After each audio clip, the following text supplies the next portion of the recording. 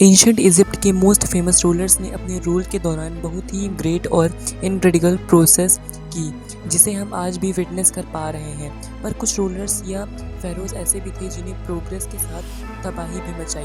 आज हम 5 ऐसे ही the most evil pharaohs Egyptian mythology को डिस्कस करने वाले हैं। तो चलिए फिर बिना किसी देरी के लेट्स गेट स्टार्टेड।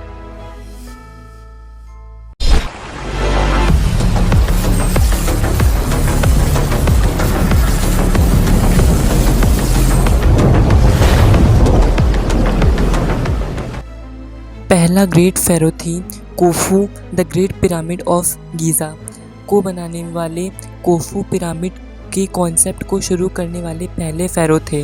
वैसे तो कोफू के बारे में हिस्ट्री में कुछ खास नहीं मिलता, बट उनके रूल के दौरान बने आर्किटेक्चर इस बात को सबूत है कि उस दौरान उन्होंने कितनी तरक्की की।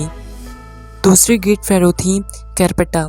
इन्होंने इजिप्शियन हिस्ट्री की वो चाम है जिन्होंने अपने रूल से न सिर्फ इजिप्ट की रूपरेखा बदली बल्कि अपने क्रू शासन की एक फीमेल की पावर को दुनिया को समझा दिया। तीसरे ग्रेट फेरो थे सुकिर्स। वर्जन हिस्ट्री का 5th किंग सुकिर्स इजिप्शियन हिस्ट्री का एक ऐसा फेरो था जिसने पॉजिटिविटी पॉइंट नहीं किया जाता, उसे एक बक्से में की तरह देखा जाता है जिसने सिर्फ तबाही मचाई। चौथे ग्रेट फेरो थे अख्तेमन, जिन्हें अमेन छोटेक नाम से भी जाना जाता है। 18th डायनेस्टी के ग्रेट फेरो थे जिन्होंने अपने रूल के दौरान ऐसा बदलाव किए जिनके बारे में किसी न किसी ने सोचा ना होगा। 5वें ग्रेट फेरो थे रेमेसेस द ग्रेट। 19th डायनेस्टी का ऐसा द मोस्ट पावरफुल और द ग्रेटेस्ट फेरो जिसने 200 से भी ज़्यादा औरतों से संबंध बनाए। छठे ग्रेट फेरो थे टूटनखामुन। फेरोज़ की बात हो और टूटनखामुन का जिक्र ना हो ऐसा पॉसिबल ही नहीं है। उनके ज़िंदा रहने से ज़्यादा लोग उनकी डेथ के लिए याद करते थे।